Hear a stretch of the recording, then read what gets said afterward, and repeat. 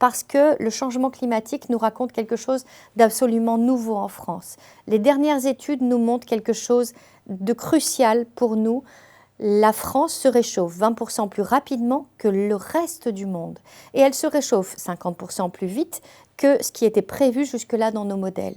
C'est quelque chose à intégrer parce que jusque-là, le changement climatique, on l'imaginait d'abord en Australie, puis en Californie, ou encore en Asie, ou en Afrique. Mais on n'était absolument pas conscient du fait que la France et encore moins l'Europe pouvaient être touchées. On voit très bien que les anomalies de température ont tendance à se localiser plutôt sur la zone arctique et l'Europe du Nord, et notamment la France, fait partie de ce bloc. Et la France, dans son intégralité, est en train de connaître une transformation climatique à une vitesse à laquelle elle n'a jamais été préparée. Il faut comprendre que jusque-là, on imaginait un changement climatique qui viendrait d'en bas et qui monterait tranquillement. C'est-à-dire qu'on aurait quelques années, quelques décennies pour voir venir. On était persuadé que d'abord, ce serait l'Italie, puis l'Espagne qui serait touchée. Et enfin, surtout, le pourtour méditerranéen en France. Ce que l'on a pu voir ces dernières années, notamment avec la trentaine de départs de feu en plein champ en Picardie en 2019 au mois de juin, nous montre à quel point toute la France peut être touchée dans son intégralité. Nous avons pu noter des températures supérieures à 40 degrés en Bretagne cette année. Une chute de la ressource en eau qui a dépassé les 70% dans les Hauts-de-France. Donc là où on imaginait que l'eau viendrait en abondance, car la France est initialement un pays tempéré qui n'a jamais manqué d'eau, eh bien nous sommes en train de comprendre que les choses se modifient et beaucoup plus rapidement que nos capacités d'adaptation. Donc il va falloir réagir vite, réagir fort et surtout comprendre que le premier constat et la première conséquence de la manière dont le changement climatique est en train de se mettre en œuvre en France, eh bien, c'est un impact sur le cycle de l'eau. Et le cycle de l'eau dans son intégralité, puisque tous les milieux sont touchés. D'abord, l'eau dans les sols. On voit très bien que le fait d'avoir des anomalies de température et des températures toujours un peu supérieures aux moyennes de saison font qu'on accélère ce que l'on appelle l'évaporation et l'évapotranspiration à travers les plantes et les végétaux. Ça a un impact direct, bien sûr, sur le plan agricole, mais ça a un impact notamment sur l'ensemble de nos forêts. On voit notamment que nos bâtiments peuvent être touchés par les sécheresses, puisqu'il y a des zones, en zone argileuse notamment, où les bâtiments ont été construits, qui souffrent énormément de rétractation de cette argile, puis ensuite à la nouvelle pluie, lorsque le sol va se regonfler à nouveau et se remplir d'eau, nous allons connaître des fissures, voire des impacts très importants. Il faut savoir que ces dernières années nous ont montré que les impacts des sécheresses sur les bâtiments ont été supérieurs à celles des inondations que l'on a connues ces dernières années. C'est dire que l'ampleur des travaux et de l'adaptation à mener en France va être absolument colossale. Alors, est-ce que l'on va manquer d'eau dans les années à venir en Île-de-France? C'est une vraie question.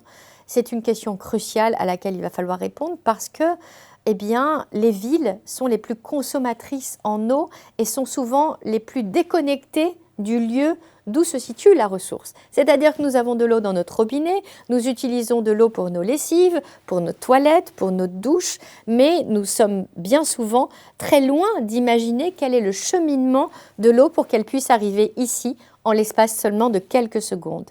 Et donc, le défi est crucial parce que lorsqu'on est situé dans une zone rurale ou peut-être plus dans des zones où on est connecté à la nature, on a peut-être plus conscience facilement de ces cycles.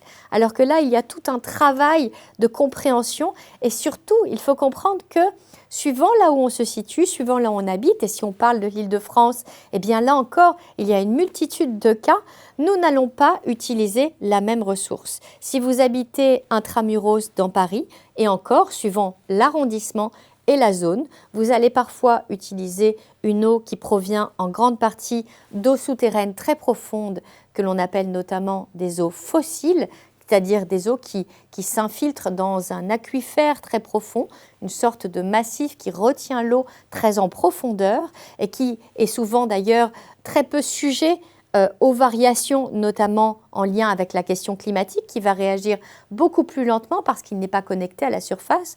Mais vous pouvez aussi utiliser de l'eau de petits cours d'eau, notamment par exemple le Loing, qui est un petit cours d'eau affluent de la Seine qui va pouvoir servir d'alimentation ensuite à certains Parisiens. D'autres populations situées sur l'intégralité de l'Île-de-France vont avoir là encore d'autres cas et d'autres zones d'alimentation. La Seine est une des zones d'alimentation.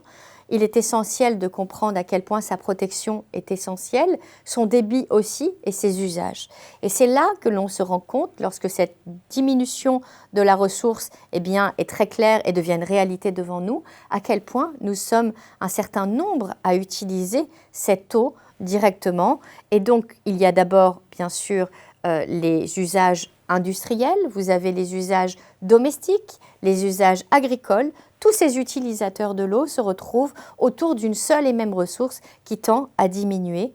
Et on se rend compte à ce moment-là qu'il va falloir absolument la préserver et chaque geste va réussir à compter. En Île-de-France, nous pouvons avoir différentes cas de figure.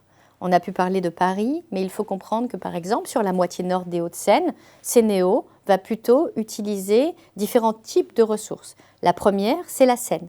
Et donc, on a besoin d'une Seine de qualité, avec un certain débit, pour ne pas non plus trop prélever, justement, et il faut penser à l'échelle d'un bassin versant, c'est-à-dire que la Seine vient de bien plus haut, mais la Seine descendra aussi plus bas. Elle aura notamment d'autres utilisateurs. Au-delà de cet usage de la Seine, l'eau peut aussi provenir de l'Oise ou encore de certaines nappes phréatiques spécifiques dans lesquelles on va pouvoir récupérer une eau, là encore, de qualité. On voit très bien que les arrivées potentielles de cette eau dans notre robinet, en réalité, peuvent être multiples, diverses et suivent des chemins complètement différents. Pour autant, le résultat est qu'elle arrive avec une qualité qui est là, présente, et qui nous permet à tous de boire tous les jours, au quotidien, une eau potable de qualité.